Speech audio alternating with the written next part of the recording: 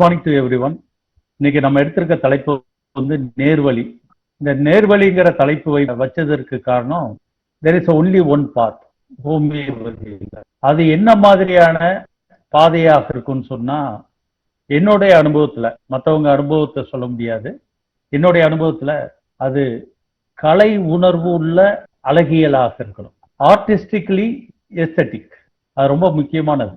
வெறும் கலை உணர்வு பத்தாது, அதுல எஸ்தட்டிக் இருக்கணும், coupled with medical science or broader science. இது இல்லைன்னு சொன்னா ஹோமியோபதியை நம்ம சரியா பிராக்டிஸ் பண்ண முடியாது. இப்ப மற்ற அலோபதி சிஸ்டம், மற்ற சிஸ்டத்துல வந்துட்டு அந்த குறிப்பிட்ட மெடிக்கல் சயின்ஸ் மட்டும் தெரிஞ்சுக்கிட்டா போதும். ஆனா ஹோமியோபதியில் அப்படி இல்லை. கெமிஸ்ட்ரி, பாட்டனி, ஜுவாலஜி, பிசிக்ஸ் எல்லாமே தெரிஞ்சிருக்க வேண்டிய அவசியம் இருக்கு. ஸ்பிரிச்சுவாலிட்டி தெரிஞ்சிருக்கணும், சைக்காலஜி தெரிஞ்சிருக்கணும், எல்லாமே தெரிஞ்சிருக்கணும், பிலாசபி தெரிஞ்சிருக்கணும், எல்லாமே தெரிஞ்சிருக்கணும். இது எல்லாம் தெரிஞ்ச பிரயோஜனம் இல்லை, மேத்தமெட்டிக்ஸ் அல்ல. இது ஒரு ஆர்டிஸ்டிக்கா நம்ம அணுக வேண்டியது இருக்கு. இந்த ஆர்டிஸ்டிக்கா நீங்க ஒர்க் பண்றதுக்கு உங்களுக்குள்ள ஒரு அழகியல் இருக்கணும். அப்பதான் பேஷண்ட்டை நீங்க புரிஞ்சுக்க முடியும். நீங்களும் அந்த ஏஸ்தட்டிக்கா நீங்க போய் அவங்கள ரீச் பண்ண முடியும். ஏன்னா இது ரொம்ப டீப்பர் லெவல்ல மனித உள்ளத்தை போய் பார்க்கும் ஒரு கலை. அதனால ஒரு சிம்பிள் கேஸ்ல இருந்து கொஞ்சம் காம்ப்ளிகேட்டட் கேஸ் வரைக்கும் பார்க்கலான் இருக்கேன். ஃபர்ஸ்ட் கேஸ், இவங்களுக்கு வந்து நெஞ்சு எரிச்சல், ஹார்ட் பர்ன். அவங்களுக்கு கொஞ்சம் ஹோமியோபதி தெரியும். அதனால நான் அடிக்கடி இந்த ஜூம் மீட்டிங்ல நெஞ்சு எரிச்சல்னா சல்ஃபர் 3X போட்டா சரியாயிரும் நான் சொன்னதுனால அவங்க சல்ஃபர் 3X போட்டாங்க. இதுக்கு முன்னாடி பிரசிடென்ட் இருக்கு அவங்க வீட்டுல, இந்த மாதிரி ஹார்ட் பர்ன் இருக்கும் போதெல்லாம் சல்ஃபர் 3X போடுவாங்க, சரியாயிரும். இந்த தடவை அதே மாதிரி போடுறாங்க, போட்டா 6 மணி நேரம் மட்டும் கேட்குது, அதுக்கப்புறம் திருப்பி வந்துருது. இப்படியே ஒரு 3-4 தடவை சல்ஃபர் 3X போடுறாங்க, திருப்பி ரெக்கர் ஆயிருக்கு. அவங்க எனக்கு போன் பண்ணி இப்படி இருக்க கண்டிஷன் என்ன செய்யலாம் அப்படின்னு கேட்கறாங்க. நான் அவங்களுக்கு எதனால இது வந்துச்சு அப்படின்னு கேட்டேன். பீட்ரூட் சாப்பிட்டேன், அது கூட அமலாவை மிக்ஸ் பண்ணி நான் சாப்பிட்டேன், அதாவது நெல்லிக்காவை வந்து இது கூட சேர்த்து நான் சாப்பிட்டதுனால இது வந்திருக்கு அப்படின்னு சொன்னாங்க. நான் இதை எப்படி ஹோமியோபதிக்கலா பாக்குறது அப்படின்னு யோசித்தேன். இப்ப சல்ஃபர் 3X வந்து ஃபெயிலியர். இப்ப நெல்லிக்காய்ங்கிறத ஒரு சிட்ரஸ் ஃப்ரூட். இந்த சிட்ரஸ் ஃப்ரூட்டை சரி பண்றதுக்கான ஒரு ஹோமியோபதிக் ரெமடியை நாம் எடுத்தாதான் சரியாகும். டைரக்டா ரெப்பர்டரியில நெல்லிக்காய் சாப்பிட்டா அக்ரவேஷன் ஆகுது அப்படின்னு ஒரு சைட்டேஷன் இருந்துச்சுன்னா நம்ம அதை எடுத்து நம்ம பயன்படுத்திக்கலாம். ஆனா அப்படி இல்லை. அப்ப நம்ம என்ன பண்ணலாம்னா ப்ராடர் சென்ஸ்ல புரிஞ்சுக்கணும். இந்த லெமன், இந்த மாதிரி சிட்ரஸ் ஃப்ரூட் இருக்கு பார்த்தீங்களா, அது ரிலேட்டடான ஒரு மருந்து எடுத்தா சரியா இருக்கும்னு முடிவு பண்ணிட்டு, பெலடோனா வந்து இந்த லெமனுக்கு ரொம்ப முக்கியமானது. அதாவது லெமன் சாப்பிட்டதுனால வந்த அக்ரவேஷனுக்கு நீங்க பெலடோனா கொடுத்தீங்கன்னா காய்ச்சல் சரியாகும், சளி பிடிக்கிறது சரியாகும், அதே மாதிரி இந்த நெஞ்செரிச்சல், இது போல இன்னும் தலைவலி வரும் சிலவங்களுக்கு, அது சரியாகும். அதனால வந்து பெலடோனா 3X எடுங்க அப்படின்னு சொன்னேன். 3X எடுத்து கொஞ்ச நேரத்திலே அவங்களுக்கு வந்து நெஞ்செரிச்சல் அப்படியே குறைய ஆரம்பிச்சிருச்சு. அடுத்த நாள் வந்து எனக்கு போன் பண்றாங்க, சுத்தமா போயிடுச்சு அப்படின்னு சொல்றாங்க. அப்ப இந்த இடத்துல நம்ம புரிஞ்சுக்க வேண்டியது, எதை புரிஞ்சுக்கணும், எப்படி நம்ம ஒர்க் பண்ணணும், எப்படி குணப்படுத்தணும் அப்படிங்கிறத நம்ம பார்க்கணும். அடுத்து இன்னொரு கேஸ், அவங்களுடைய ஃபாதர், அவரு வந்து என்ன செய்தாருன்னு தெரியல, நெஞ்செல்லாம் ஃபுல்லா சளி கோத்துக்குச்சு, சத்தம் வந்து விசில் சத்தம் கேட்குது, பிரீத்திங் அப்பெல்லாம் அப்படியே விசில் சத்தம், ஒரு ரெஸ்பிரேட்டரி டிஸ்ட்ரெஸ் வர வந்துருச்சு. அவர் என்கிட்ட வந்து கேட்டாரு, இந்த விசில் வந்துச்சுனாவே நம்ம வந்து கல்கரியா கார்பு கொடுத்தா நல்ல வேலை செய்யும், நான் கல்கரியா கார்பு எடுத்துக்கங்க அப்படின்னு சொல்லிட்டேன். அவரை எடுத்துட்டு அடுத்த நாள் வந்து போன் பண்ணி கேட்கிறேன், அப்படியே இருக்கு அப்படின்னு சொல்றாரு. எங்க வீட்டுக்கு வேற அவர் வந்திருந்தாரு, அவருடைய பொண்ணுக்கு வந்து கல்யாணத்துக்கு பத்திரிக்கை கொடுக்கறதுக்கா வந்திருந்தாரு. என்கிட்ட உட்காந்து பேசிட்டு இருக்காரு, சத்தம் கேட்குது, எனக்கு அந்த அளவுக்கு அந்த விசில் சத்தம் கேட்குது. என்ன அப்படின்னு கேட்டேன். ஆமா ரொம்ப சத்தம் கேட்குது அப்படின்னா. நைட்டு ஃபேன் போட்டு படுக்கிறீங்களா அப்படின்னு கேட்டேன். இல்ல அப்படின்னு சொன்னாரு. காலி கார்பு எடுத்துக்கீங்க அப்படின்னு. காலி கார்பு எடுத்தோன்னே அப்படியே எல்லாமே குறைய ஆரம்பிச்சிருச்சு, அந்த விசில் சத்தம் குறைஞ்சிருச்சு, ரெஸ்பிரேட்டரி டிஸ்ட்ரெஸும் குறைஞ்சிருச்சு, நார்மல் ஆயிட்டார். அப்ப கல்கேரியா கார்புக்கும் காலி கார்புக்கும் வித்தியாசம் தெரியணும். கல்கேரியா கார்பு வந்து ஃபேன் வேணும்னு தேடும், ஆனா காலி கார்பு வந்து ஃபேன் வேண்டாம்னு சொல்லும். ஏன்னா இவன் ரெண்டும் சில்லி பேஷண்டா இருந்தா ஃபேன் வந்து அக்ரவேட் பண்ணும். காலி குரூப் ஆஃப் ரெமடிக்கெல்லாம், அதுல குறிப்பாக அதுல இருக்க சில்லி ரெமடி, காலி செல்ஃப், காலி அயோட், காலி புரோமேட்டம் எல்லாம் ஹாட் ரெமடி, அது இல்லாததெல்லாம் சில்லி ரெமடி. காலி கார்ப், காலி ஆர்ஸ் எல்லாம் சில்லி ரெமடி, காலி பைக் அதெல்லாம் சில்லி ரெமடி. அவங்க வந்து இந்த ஃபேனை வந்து அதிகமாக விரும்பாத ஒரு மருந்து எதுனா காலிகார். இங்க வந்து மைண்ட் சிம்டம் எதுவுமே பார்க்கல, மைண்ட் சிம்டம் பார்க்காம தான் அவங்களுக்கு காலிகார் கொடுத்து அவங்களுக்கு முழுமையா சரியாயிடுச்சு. அப்ப நம்ம எப்படி ஒர்க் பண்ணணுங்கிறத நீங்க பார்க்கணும். இதுல நம்ம பார்க்க வேண்டியது என்னன்னா, அந்த கலை உணர்வுள்ள ஒரு பார்வை நமக்கு வேணும். அதுல நமக்கு ஒரு அழகியல் தெரியணும். இருந்தா மட்டும்தான் நாம அவரை ஈஸியா குணப்படுத்த முடியும். இது ஒண்ணுதான் ஹோமியோபதியில ஒரு நேர்வழியாக இருப்பதாக நான் கருதுறேன். அடுத்து இன்னொரு கேஸ். இவர் வந்து இருமலோட வராரு, கிளினிக்ல இருக்கிறாங்க பேஷண்ட் எல்லாம். சார் என்னால உட்கார முடியல, இந்த சீக்கிரமா பார்த்து அனுப்பிட முடியுமான்னு கேட்கிறேன். என்ன பண்ணுது அப்படின்னு கேட்டேன். ரவுசியா இருக்கு, ரொம்ப கஷ்டமா இருக்குன்னு. சரி வாங்க உள்ளுக்கு வாங்க அப்படின்னு உட்கார்ந்தாரு. இருமிட்டே இருந்தாரு. ரவுசியா இருக்கு அப்படின்னு சொன்னாரு. அப்புறம் வேற என்ன பண்ணுது அப்படின்னா, இந்த வலது பக்கம் இந்த இடத்துல இருந்து காது வரைக்கும் பெயின் இருக்கு, ஊசி வச்சு குத்துன மாதிரி இருக்கு அப்படின்னாரு. தண்ணி தாகம் இருக்கான்னா இல்லைன்னாரு. உடனே நம்ம என்ன பண்ணுவோம், ரெனான்கோலிசே ஃபேமிலியில இந்த பிரிக்கிங் சென்சேஷன் இருக்கு, தண்ணி தாகம் இல்லைன்னா பல்சட்டிலா கொடுத்துருவோம். இதுதான் யூஸ்வலா செய்யறதுக்கு வாய்ப்பு அதிகம். ஆனா நான் அப்படி செய்யலைங்க. உங்களுக்கு எவ்வளவு நாளா இந்த இருமல் இருக்கு அப்படின்னா, இந்த சளி தொல்லை வந்து கிட்டத்தட்ட 1 மாசமா இருக்கு. நான் மெடிக்கல் ரெப்பா இருக்கேன், எல்லாரும் மாத்திரை எல்லாம் சாப்பிட்டு பார்த்தேன், டானிக் குடிச்சு பார்த்தேன், காஃப் சிரப் சாப்பிட்டு பார்த்தேன், ஒண்ணுமே கேட்கல. இப்ப என்ன செய்யறது அப்படின்னு கேட்டார். 1 மாசத்துக்கு முன்னாடி, அதாவது 4-5 மாசமா உங்கள் மனசுல என்ன கவலை அப்படின்னு. சார் நாங்க ஜாயிண்ட் ஃபேமிலி, நான் ஃபாரின்ல ஒர்க் பண்ணிட்டு இப்பதான் 2 வருஷமா இந்தியால வேலை பார்த்துட்டு இருக்கேன், மெடிக்கல் ரெப்பா இருந்துட்டு இருக்கேன். என் குடும்பத்துல இருக்கவங்க எல்லாருமே நல்ல ஒண்ணும் சந்தோஷமாக கூட்டாக வாழ்ந்துகிட்டு இருந்தோம். திடீர்னு என்னாச்சுன்னா, என்ன காரணம் தெரியல, எல்லாருமே பிரிஞ்சு போக ஆரம்பிச்சிட்டோம். யாரும் யார்கிட்ட பேசுறது இல்லை, யார்கிட்டயும் பழகுறது இல்லை. இதுக்கு அடிப்படை காரணம் என்ன அப்படின்னு கேட்டேன். உங்க பிரதர்ஸா சிஸ்டர்ஸா, அப்புறம் அம்மா அப்பா, இந்த 4 பேர்ல யாரு அப்படின்னு கேட்டேன். அப்பா அப்படின்னாரு. என்னன்னா, அவர் ஏதோ ஒரு கேம் விளையாடிட்டாரு, அதனால வந்த வேண அப்படின்னு நான் நினைச்சேன். என்ன கேம் விளையாடதாக நினைக்கிறீங்க அப்படின்னு கேட்டேன். முதுகலை குத்துன மாதிரி நான் நினைக்கிறேன். வார்த்தை பாருங்க. அப்புறம் கொஞ்சம் பொறுமையாக அவர்கிட்ட கேட்டேன், இந்த முதுகலை குத்துனது எத்தனை நாளா இருந்துச்சுன்னு. 2 நாளைக்கு முன்னாடி வரைக்கும் இருந்தது சார், அதுக்கப்புறம் இல்லை அப்படின்னாரு. ஏன் அதுக்கப்புறம் இல்லை அப்படின்னு கேட்டபோது, நான் நேரடியா எங்க அப்பாட்டே கேட்டேன். அப்புறம் எங்க அப்பா ஒரு முடிவு பண்ணி சொன்னாரு. அப்புறம் எங்க அம்மா மற்ற சகோதரர்கள் எல்லாம் கூப்பிட்டு பேசினேன். பேசும்போது எனக்கு தெளிவா இருந்துச்சு, அப்பா அந்த மாதிரி செய்யலன்னு தெரிய வந்தது. ஆனா இந்த 2 நாளைக்கு முன்னாடி வரைக்கும் அப்பா முதுகலை குத்துனதாகவே நான் நினைச்சிட்டு இருந்தேன் அப்படின்னா. இந்த 2 நாள் தான் அவருக்குள்ள அந்த லாஜிக்கல் மைண்ட் ஒர்க் ஆகி கொஞ்சம் இன்டலெக்சுவலா அவரும் ஒரு முடிவுக்கு வந்திருக்காரு, அப்பா இதுக்கு காரணம் இல்லைன்னு சொல்லிட்டு. ஆனா அந்த 4 மாசமாக அவருக்குள்ள ஒரு பெர்செப்ஷன் இருக்கு இல்லையா, ஃபால்ஸ் பெர்செப்ஷன் ஆஃப் ரியாலிட்டி, அது என்ன பண்ணிருக்குன்னா நோயாக கன்வெர்ட் ஆயிடுச்சு.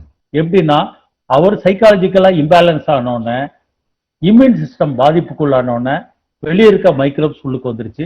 அதனால சளி தொல்லைகள் அதிகமாகி ரொம்ப அதிகமாயிருச்சு. இப்ப நம்ம தெரிஞ்சுக்க வேண்டிய விஷயம் இந்த இடத்துல முக்கியமானதுன்னா, சளி என்ன கலர்னு கேட்கும். எக்ஸ்பெக்டேஷன் வந்து அவர்கிட்ட என்ன மாதிரி இருக்கு அப்படின்னு கேட்டபோது கிரீன் கலர்ல இருக்கு அப்படின்னு சொன்னாங்க. அப்ப ஒயிட், எல்லோ, கிரீன், இந்த கிரீனுங்கிறது முத்து போச்சு. அப்ப கிரீன் கலர் நம்ம எடுத்தாதான் சரியாகும். அப்ப கிரீன் கலர்ல இருக்கிற மருந்துகள் எல்லாம் பார்த்தேன். அதுல பல்செட்டிலா இருக்கு, லைக்கோபோடியம் இருக்கு, பாஸ்பரஸ் இருக்கு, சல்பர் இருக்கு, இன்னும் கல்கேரியா சிலிகேட்டா இருக்கு, kali iod. Among these remedies, black letter ரெமடிஸ்ல பெட்ரையல் ஃபீலிங்கோட, அதுவும் ஃபேமிலி மெம்பர் தன்னைய பாதிப்புக்கு உள்ளாக்கிட்டாங்க, முதுகலை குத்திட்டாங்கன்னு நினைக்கிற ஒரு மருந்து எதுன்னா காலி அயோடு. அதனால காலி அயோடு எடுங்க அப்படின்னு சொன்னாங்க. எடுத்துட்டு 8 மணிக்கு போன் பண்ணுங்க. அவர் கொடுத்தது வந்து 2 மணிக்கு, 8 மணிக்கு எனக்கு போன் பண்ணுங்கன்னு சொன்னாரு. 50% ஆஃப் குறைஞ்சிருச்சுன்றாரு, தலைவலி நின்றுச்சுன்னு சொல்றாரு. அதுக்கடுத்து பாத்தீங்கன்னா பிரீத்திங் வந்து நல்லா இருக்கு, கிட்டத்தட்ட 50% போயிடுச்சு, தலைவலி பெட்டரா இருக்கு சார், இவ்வளவு நேரம் தலைவலி இருந்தது இப்ப குறைஞ்சிருச்சு அப்படின்னு சொன்னார். நாளைக்கு காலையில போன் பண்ணுங்கன்னு.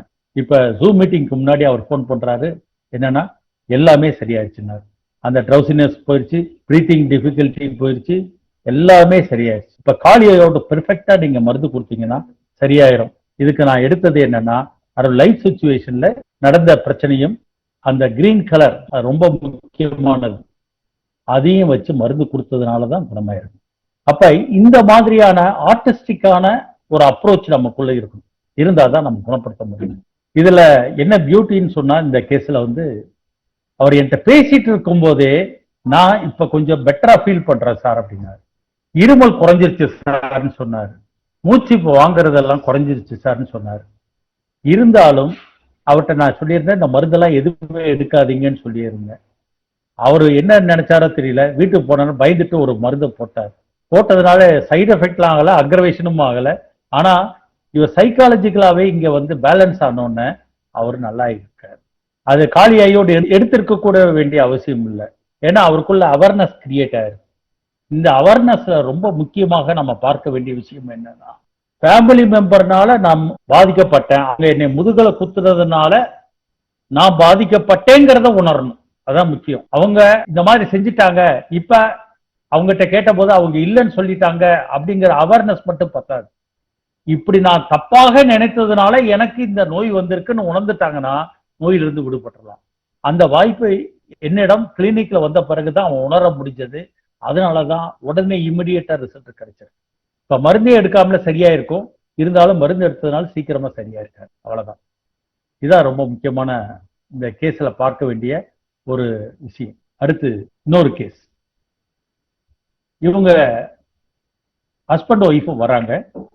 ஹஸ்பண்ட் வந்து ஏற்கனவே என்கிட்ட ட்ரீட்மெண்ட் எடுத்தவர். அவர் வந்து நார்த் இந்தியாவில் வேலை பார்த்துட்டு இருக்காரு. இவர் எப்படின்னா அங்க இருக்கிற நார்த் இந்தியன் பீப்புளோட ஈஸியா கம்பீட் பண்ணி அவர் ஐடி ஒர்க் பண்ணிட்டு இருந்தவர். ஐடியில் எவ்வளவு சீக்கிரமாக வேலை செய்ய முடியுமோ அவ்வளவு சீக்கிரமாக வேலை செஞ்சு முடிச்சிருவாரு. அதனால சுத்தி இருக்கவங்களுக்கு எல்லாம் இவர் மேல ஒரு ஜெலசி ஃபார்ம் ஆயிருச்சு. இவங்களுக்கும் அவருக்கும் ஒரு வகையான கான்ட்ரடிக்ஷன் வர ஆரம்பிச்சிருச்சு. இருந்த போதிலும் இவருடைய அந்த ஸ்பீட், அப்புறம் ஆட்டிடியூட், அப்புறம் அவருடைய இன்டெலெக்சுவல் ஃபேக்வாலிட்டி இதெல்லாம் வச்சு பார்க்கும்போது அவங்களால இவர் கூட மேட்ச் பண்ண முடியல. இவர் ஈஸியா ஓவர் கம் பண்ண முடிஞ்சது. இருந்தாலும் அந்த மனிதர்கள் கூட போட்டி போட்டுக்கிட்டே இவர் இருக்க வேண்டிய ஒரு சூழல் இருந்தது. அதுல வெற்றி பெற்றுட்டு தான் இருந்தாரு. இருந்த போதிலும் இவருக்கு வந்து இந்த ஹெமராய்டல் ப்ராப்ளம் வந்து பைல்ஸ் ப்ராப்ளம். அவருடைய நேச்சர் என்னவா இருக்குன்னா, எது கொடுத்தாலும் உடனே செஞ்சிருவார். முடிக்காம அவரால் இருக்க முடியாது.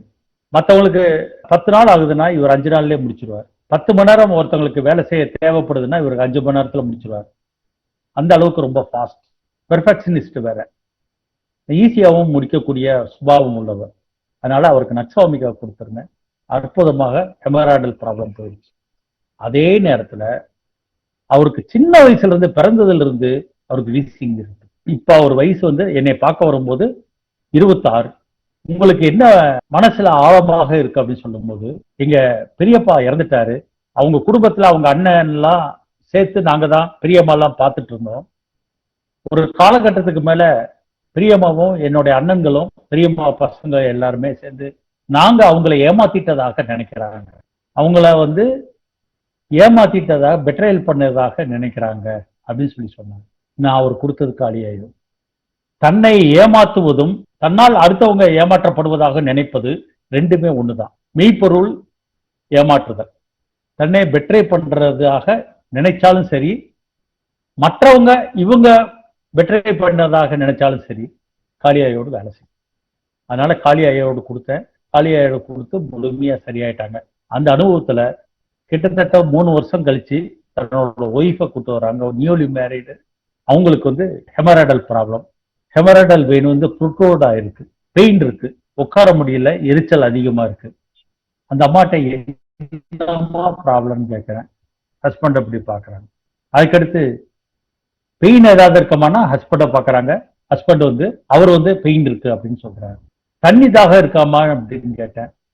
ஹஸ்பண்டை பாக்குறாங்க. ஹஸ்பண்ட் வந்து என்ன உனக்கு தண்ணி தாகம் இருக்கான்னு கேட்கிறாரு இல்லையா, சொல்லு அப்படின்னா தலையாட்டுறாங்க. இது எதை இண்டிகேட் பண்ணுது? ஒவ்வொரு தடவை நான் கேள்வி கேட்கும் போதெல்லாம் ஹஸ்பண்டை பாக்குறாங்க. ஹஸ்பண்ட் கிட்ட இருந்து பதில் எதிர்பார்க்கறாங்க. ஹஸ்பண்ட் தான் சொல்ல வேணும்னு நினைக்கிறாங்க. அப்படி சொன்னாலும் பதில் வந்து ஆமா இல்ல தலையாட்டுறாங்க. இது என்ன மருந்தா இருக்கும்? பல்சட்டிலா திசை டு பி கேரிட்னு அர்த்தம். இப்படி திருப்பி பார்த்து அவங்கள சொல்ல வைக்கிறது. குழந்தைகள் வந்து அம்மாவை பார்த்து அம்மாவை சொல்ல வைக்கிறது. அது போல ஒய்ஃப் வந்து ஹஸ்பண்டை பார்த்து சொல்ல வைக்கிறது. அப்புறம் monosyllable, answers in monosyllable, yes or no அப்படின்னு சொல்றது. அப்புறம் தலையாடுறது, நோடிங் ஹெட். இதையெல்லாம் வச்சு பல்சட்டிலாக தான் கொடுத்தேன். அற்புதமாக குணமாயிருச்சு. நெக்ஸ்ட் டேயே பெயின் குறைஞ்சி, லைட்டா ப்ளீட் ஆயிட்டு இருந்ததும் குறைய ஆரம்பிச்சிருச்சு. அப்புறம் பெயின் நல்லா இதாயிருச்சு. தொடர்ந்து பல்செட்டில் ஒரு 3 டோஸ் எடுக்க சொன்னேன். அந்த வெயின் வந்து ப்ரொட்ரூட் ஆனது உள்ளுக்கு போயிடுச்சு. அப்ப ஆக மொத்தம் நம்ம பாருங்க எப்படி கேஸ் எடுத்திருக்கேன்னு பாருங்க. அதான் ரொம்ப முக்கியமானது. இன்னொரு 2 கேஸ் மட்டும் சொல்லிட்டு நான் முடிச்சுக்கிறேன். இவங்களுக்கு பிறந்ததுல இருந்து கான்ஸ்டிபேஷன், மோஷன் போறதுக்கே பயப்படுவாங்க, அழுவாங்க. ஏன்னா ஸ்டூல் சாலிடா ஃபார்ம் ஆகி வெளியே போறது ரொம்ப சிரமமா இருக்கும். அதனால அந்த குழந்தை ரொம்ப அழுக அதிகமா இருக்கும். அவங்க என்னென்னவோ ட்ரீட்மெண்ட் எல்லாம் கொடுத்து பாக்குறாங்க, ஒண்ணுமே சரியாகல. என்னை கான்டாக்ட் பண்ணாங்க, போன்ல தான் பேசினாங்க. நான் அவங்ககிட்ட சொன்னேன், இது தவிர நீங்க என்ன அந்த குழந்தைகிட்ட வேற பிரச்சனை இருக்கிறதா ஃபீல் பண்றீங்க? இன்னும் உச்சிக்குழி மூடல சார் அப்படின்னாங்க. இந்த இடத்துல இன்னும் மூடல, அப்படியே கொலன்னு இருக்கு அப்படின்னா. வேற எதுவுமே கேட்கல. அடுத்த கேள்வி என்னவாக கேட்கணும்னு உங்களுக்கே தெரியும். எங்க அதிகமா வேர்க்குதுன்னு கேட்கணும். கழுத்துல வேர்க்குதுன்னாங்க. Calcarea carb. உச்சிக்குழி மூடலன்னாவே கல்கேரியா கார் முக்கியமான மருந்து, கான்ஸ்டிபேஷனுக்கு முக்கியமான மருந்து. அந்த பொண்ணு எப்படின்னா, அதான் மோஷன் போகாம பேசாம இருந்தா அதுக்கு ஒரு பிரச்சனை இல்லை. மோஷன் போனாதான் சிக்கல். நல்லா பாத்துக்கோங்க. கான்ஸ்டிபேட்டா இருக்கிறது அந்த குழந்தை அழுகாது, மோஷன் போனாதான் சிக்கல். அதனால பேசாம இருக்கிறதுனா அந்த பொண்ணுக்கும் எந்த சிரமமும் இருக்காது. மோஷன் போகனாதான் அழுக வரும். கான்ஸ்டிபேஷன் அமிலரேஷன் அப்படின்னு எடுத்துக்கிட்டேன். உச்சிக்குழி மூடலை அப்படிங்கறத எடுத்துக்கிட்டேன். அப்புறம் நெக்ல அதிகமா இருக்கு. இந்த 3 எடுத்துட்டு கல்கேரியா கார்டு பிரிஸ்கிரைப் பண்ண. நெக்ஸ்ட் டே மோஷன் சரியா போக ஆரம்பிச்சிருச்சு. ஆனா பெயின் இருக்கு, அழுகிறாங்க. அப்புறம் கொஞ்சம் கொஞ்சமா பாத்தீங்கன்னா சாஃப்ட் ஸ்டூலாக மாறிச்சு. சாஃப்ட் ஸ்டூல் குறைய ஆரம்பிச்சிருச்சு. அதுக்கடுத்து பாத்தீங்கன்னா நார்மலா வந்துருச்சு. இப்போ உச்சிக்குழியும் மூட ஆரம்பிச்சு. ரொம்ப எளிமையாக நீங்க பார்க்க வேண்டிய விஷயம் என்ன கேட்கணும், என்ன கேட்க கூடாதுங்கிறது தெரிஞ்சிருக்கணும்.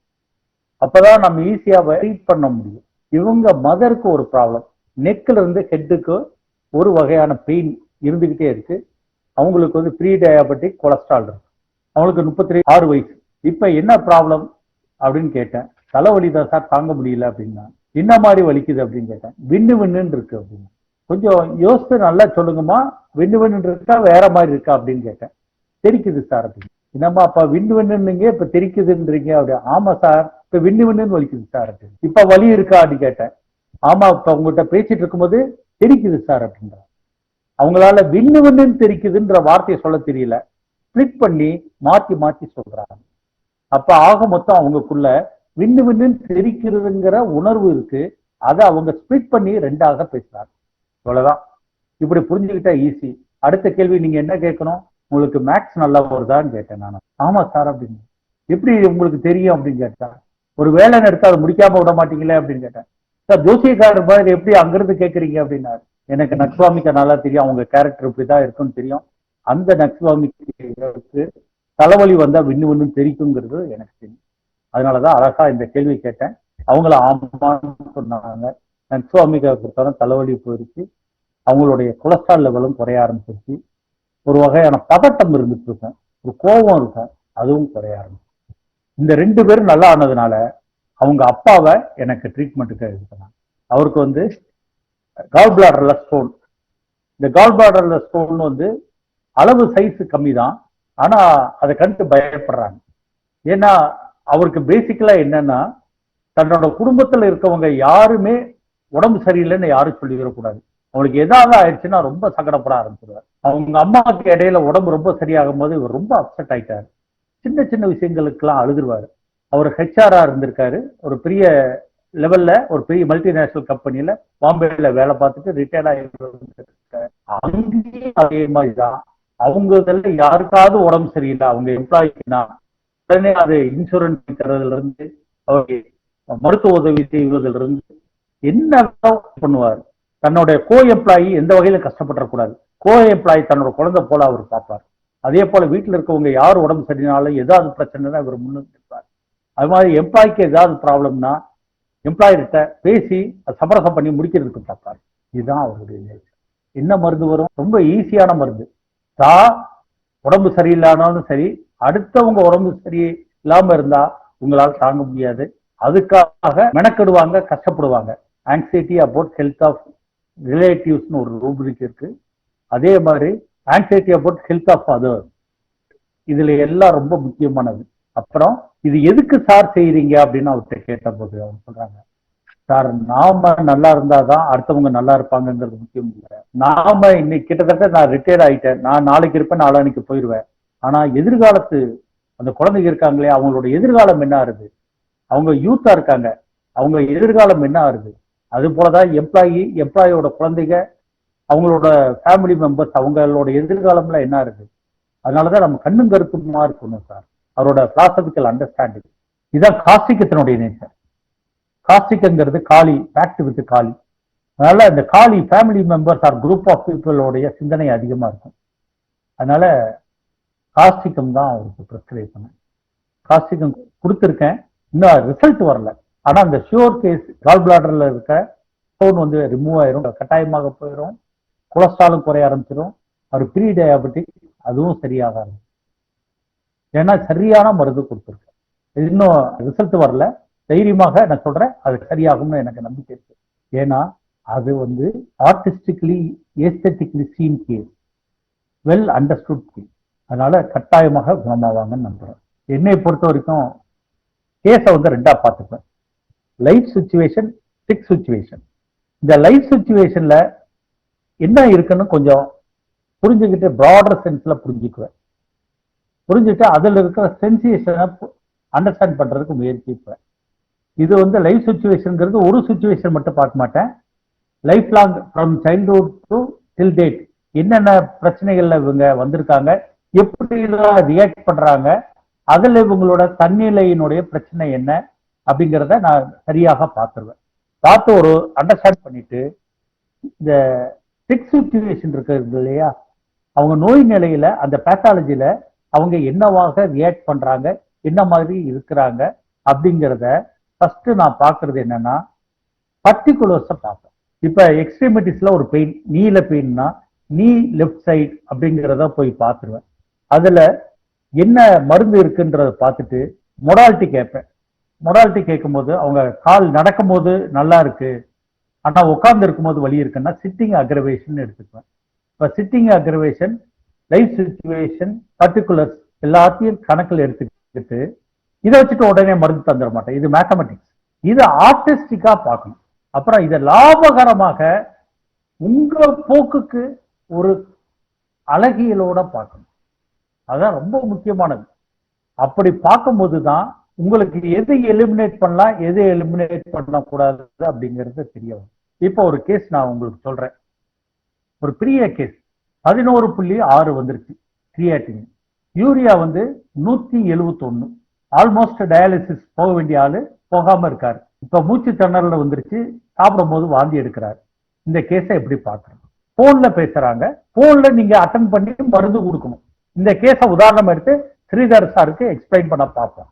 உங்களுக்கு வாழ்க்கையில என்னென்ன கஷ்டங்கள்லாம் நடந்துச்சு அதை கொஞ்சம் எக்ஸ்பிளைன் பண்ண முடியுமா அப்படின்னு கேட்டேன். சின்ன வயசுல எங்க அப்பா இறந்ததுனால எங்க அம்மா என்ன பண்ணிட்டாங்கன்னா எங்க பெரியப்பா வீட்டுல போய் உட்கார வச்சுட்டாங்க. நாங்க ஹைதராபாத்ல இருந்ததுனால எனக்கு தமிழ் அவ்வளவு பேச வராது, தெலுங்கு இங்கிலீஷ் தான் பேச வரும், ஹிந்தி பேச வரும். நான் இங்க தமிழ்நாட்டுக்கு வந்தோடனே எனக்கு தமிழ் சரியா வராது, அரகுற தமிழ் புரியதா செய்ய தவிர பேச வராது. இந்த சூழ்நிலை எங்க பெரியம்மா வீட்டுல விருதுநகர்ல போய் இருந்தோம். எங்க அம்மா எல்லாம் மெட்ராஸ்ல இருந்தாங்க, ஹைதராபாத்ல இருந்து மெட்ராஸ் ஷிஃப்ட் ஆயிட்டாங்க. நான் பெரியம்மா வீட்டுல அவங்க காய்கறி வியாபாரம், அந்த வீட்டுல தான் நான் இருந்தேன். 10 வருஷம் அவங்க தான் பார்த்தாங்க. கொடூரம்னா கொடூரம், அவ்வளவு கொடூரம். 2 வேளை சாப்பாடு கிடைக்கிறதே கஷ்டம். காய்கறிகள் இருக்கிற இடம், அந்த இடத்துல தான் படுத்து கிடப்பேன். சுத்தமே இருக்காது, நல்ல வார்த்தையை பாருங்க, சுத்தமே இருக்காது. நான் அங்கதான் கிடக்கணும். ட்ரெஸ் மாத்துறதுக்கு ரொம்ப சிரமம், ட்ரெஸ் அதிகமா இருக்காது. குளிக்கிறதுக்கு தண்ணி விருதுநகர்ல கிடைக்காது, ரொம்ப சிரமப்படுவேன். இவ்வளவு கஷ்ட காலத்திலையும் வேற வழி இல்லாம 10 வருஷம் வாழ்க்கையை நடத்திக்கிட்டேன். 10 வருஷம் அடி மிதி உத எல்லாத்தையும் வாங்கி அந்த 2 வேளை சாப்பாடு கூட சரியா கிடைக்காது, ஒரு வேளை தான் உத்தரவாதம், அந்த மாதிரிதான் இருக்கும். 2 வேளை கிடைச்சிச்சுன்னா யோகம் தான் எனக்கு அப்படின்னு சொல்றாரு. இப்ப நான் எங்க அம்மா கிட்ட போனோன்னு தான் எனக்கு சுதந்திரமே கிடைச்சது. அது வரைக்கும் நான் அங்க வந்து அடிமையா தான் கிடந்தேன்.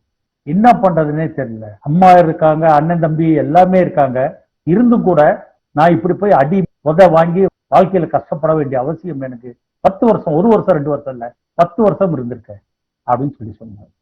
இது அப்படியே நான் மனசுல எடுத்துக்கிட்டேன். சரி, அதுக்கடுத்து என்ன பண்ணீங்க, அப்புறம் எப்படியோ பிகாம் படிச்சு அப்புறம் ஒரு வேலைக்கு உடனே ஜாயின் பண்ணி வாழ்க்கையை ஓட்டி ஏதோ வந்து கல்யாணம் முடிச்சு குழந்தை பிறந்து காசு எல்லாம் மிச்சப்படுத்த முடியல, ஏதோ வாழ்க்கையை அன்றாட கழிக்க முடிஞ்சது. இப்ப சுகர் வந்துச்சு, பிபி வந்துருச்சு, அதுக்கடுத்து கிட்னி பாதிச்சிருச்சு. இப்ப நான் டயாலிசிஸ் நிலைமையில இருக்கிறேன். அவ்வளவுதான், கேஸ் முடிஞ்சிச்சு. இதுக்குள்ள நீங்க எடுக்கணும். எப்படி எடுப்பீங்க? இப்ப நான் வாழணும்னு நினைக்கிறேன் சார், முடியல. இன்னும் நான் முழுமையாக போயிட்டதாக நினைக்கல, இன்னும் கொஞ்சம் இருக்கு. இந்த வார்த்தையை சேர்த்துக்கிட்டேன். நான் இதை எப்படி பார்த்தேன் அப்படிங்கறத மட்டும் சொல்லிடுறேன்.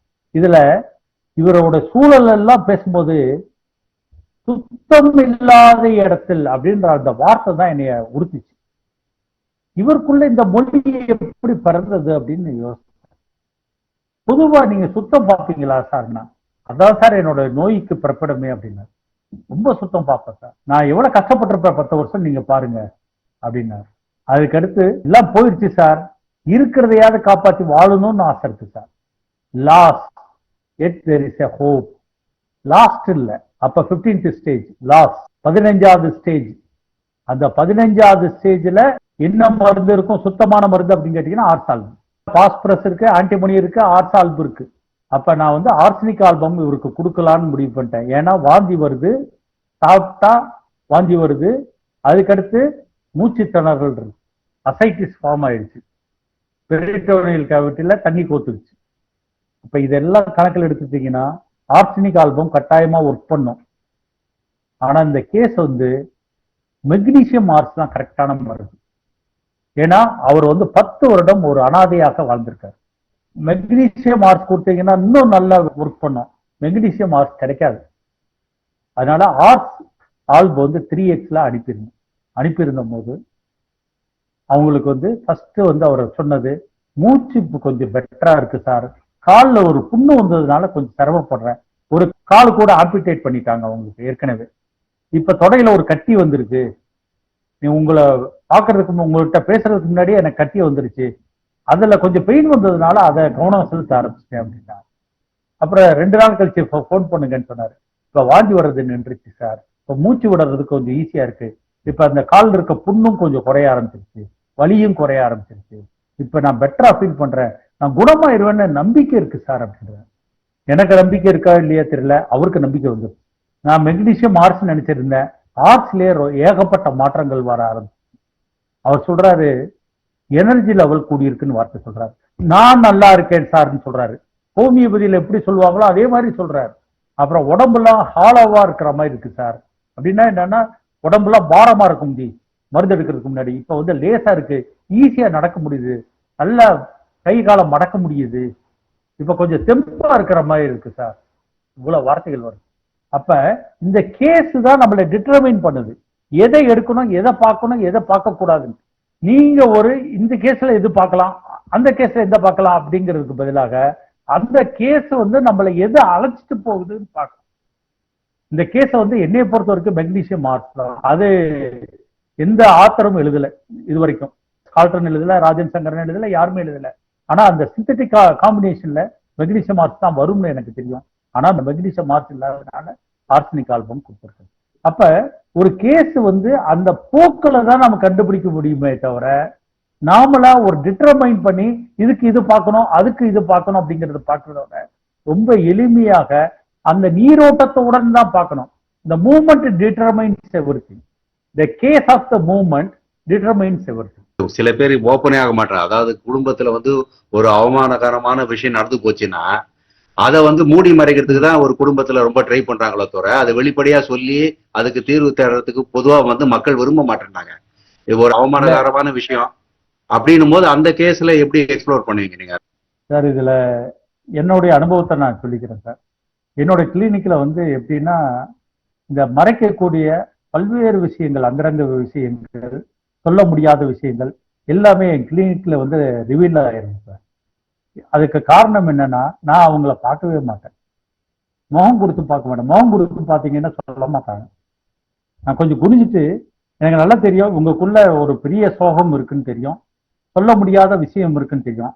அவங்ககிட்ட நான் சொல்லுவது, இதை சொன்னீங்கன்னா தான் குணமாவீங்க, இல்லாட்ட ஆகவே மாட்டீங்க. ஒரே ஒரு விஷயம் தான் உங்களை கஷ்டப்படுத்திக்கிட்டு இருக்கு, அந்த விஷயத்தை மட்டும் சொல்லிட்டீங்கன்னா இந்த தருணத்துல இந்த நிமிஷத்துல நீங்க குணமாக ஆரம்பிச்சிருவீங்க, தயவு செய்து சொல்லுங்க அப்படின்னு நான் சொல்லுவேன். அப்புறம் கொஞ்சம் அப்படியே ரிலாக்ஸ் ஆவாங்க. அவங்க கூட இருக்கவங்க எல்லாம் கொஞ்சம் வெளியே போக சொல்லிட்டு அவரை மட்டும் கூப்பிட்டு கேட்டோம்னா, ஆணா இருந்தாலும் பெண்ணா இருந்தாலும் எல்லாத்தையும் சொல்லிடுவாங்க. என்னோட கிளினிக்ல இருக்கிற டாக்டர்களே கேட்பாங்க, அது எப்படி சார் உங்ககிட்ட மட்டும் சொல்றாங்க, நாங்கெல்லாம் கேட்டு பார்த்துட்டோம் சொல்லவே மாட்டுறாங்களே, உங்ககிட்ட மட்டும் எல்லாத்தையும் சொல்லிடுறாங்களே என்ன சார் அப்படின்னு கேட்டாங்க. என்னை பார்த்தா இன்னசென்ட் பாய் தெரியுது நினைக்கிறேன் சார் அப்படின்னு சொல்லி.